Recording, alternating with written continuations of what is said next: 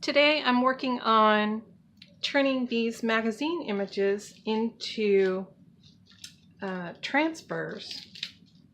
So I'm doing that with some liquid matte medium, and I'm just applying multiple coats of this and letting it dry in between. And then when I'm done, I'm going to toss this into some water and peel the paper backing off. And what will be left behind will hopefully be the ink portions of these images. And then I'm going to put that onto these canvases that are over here drying right now that I gessoed. So this is just sort of a matter of having a lot of patience, because the coats of matte medium sort of need to dry completely before you can apply the next one. So, and I'm just trying to get this as even as possible. And also trying not to get too many dog hairs in here. For some reason, there are little black dog hairs showing up here and there. So, trying to keep that down to a minimum. So I'll just let this dry, and I'll keep building it up until the paper feels really sturdy and substantial,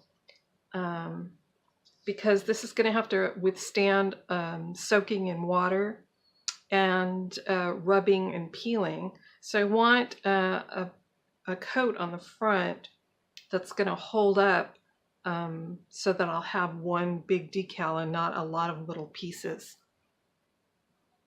So here's a plastic tub, a little bit of water in the bottom.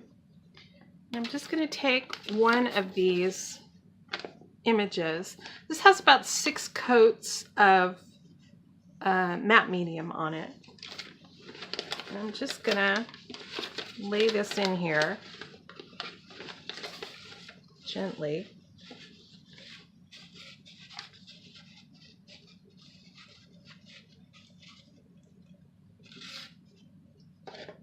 And let the water get mostly on the back side.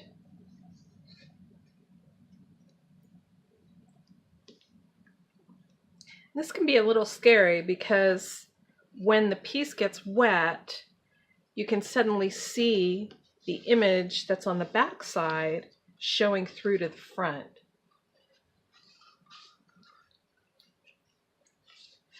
Which is not at all what we want.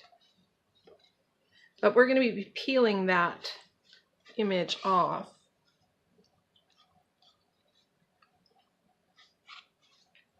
So just want to get this wet all over. I don't want to leave it to soak for a long time, because the matte medium will degrade and start to soften up. I don't want that. So let's see if this is wet enough.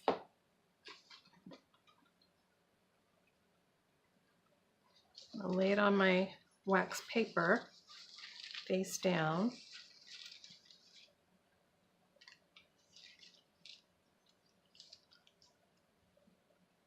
And I just want to start to roll the paper away. It takes a little bit to get it started. There we go. But once it starts, it's pretty easy to roll the paper away.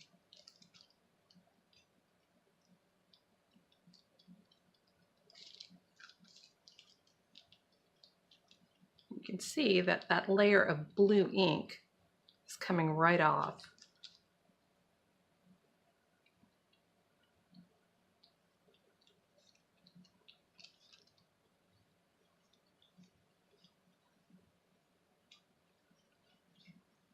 And if it feels a little dry, I have a spray bottle and just spray some water on it.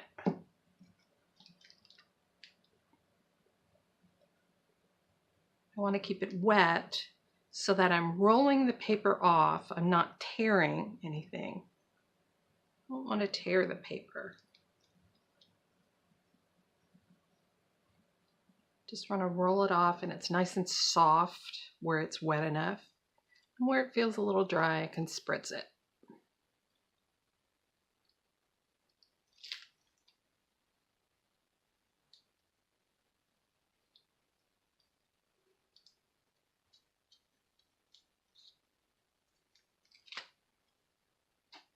And I'm throwing these pieces right into the trash as I roll them off,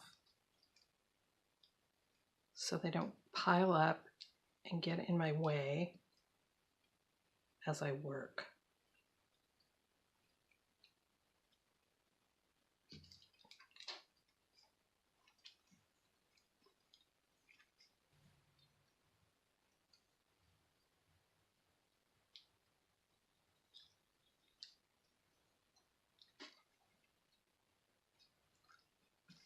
Okay, I'm going to drop this back into the water. It's getting awfully dry. Before I do, I can flip it over and you can see that down here it's still a little blue, but up here where I've peeled it away, it's almost transparent. So, back into the water.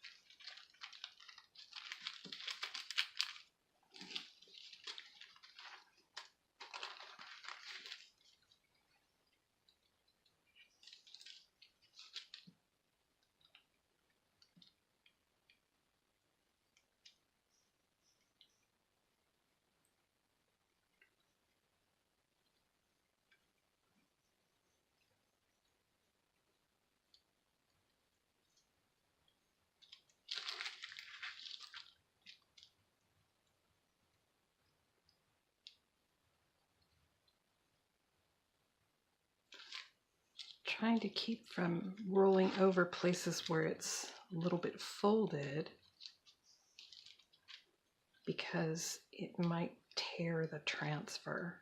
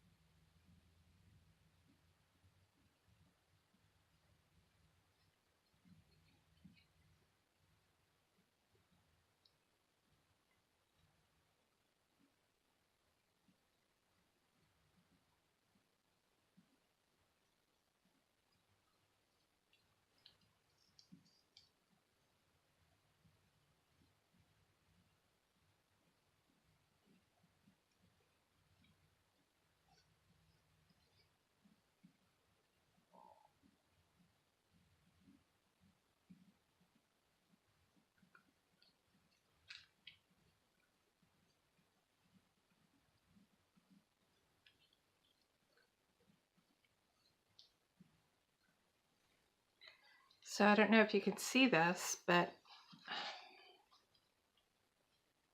there's a section here where all the paper is gone, and then there's another section here where the blue is gone, but the white paper is still there. So that's what I'm working on getting off now, is that white.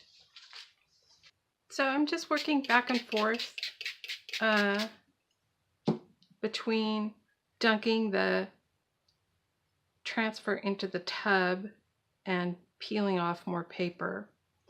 And I wanted to mention that it's more difficult to peel off the paper along the edges than it is in the center. So I generally make my transfers much larger than they need to be. So you can see that I don't really need those edges to fit a transfer onto this canvas. So I'm making a transfer that's quite a bit larger than my canvas intentionally so that I can trim away these pesky edges that really want to either hang on to the paper or tear. I'm trying to keep the actual transfer as flat as I can in the areas where I'm working so that I don't tear the matte medium. I want an image that's completely intact. I've worked with images that have torn, and it's possible to get them back into place and get them down so that they don't look like they're damaged. But it's easier if they're not damaged.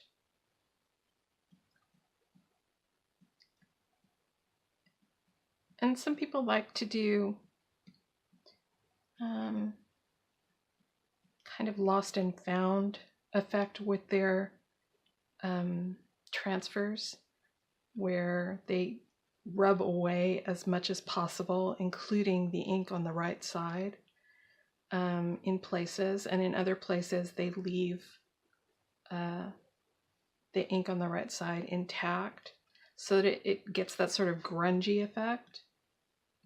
It's not really the effect I want with this one though, because I'm going to be painting over the transfer with bright colors. I think grunge would be more appropriate maybe with a different color palette than I have. And again, trying to keep as much of the rolled off paper off my work area as possible. So now I'm just flattening this out as much as I can so that I can let it dry. And once it's dry, I'll be able to see if there are any areas where there's too much paper. Sometimes that's hard to see when it's wet, but it becomes more apparent when it's dry. I'm sure there's an easier way to dry this off. Like I'm feeling like if I had a piece of glass or plexi to lay this on, it would be better than waxed paper. But this is what I have right now. So I'm just going to leave this and let it dry. So here's my finished transfer, and you can kind of see my hand through this. If I turn her over, I think you can see a little bit of the paper that's still left on this transfer.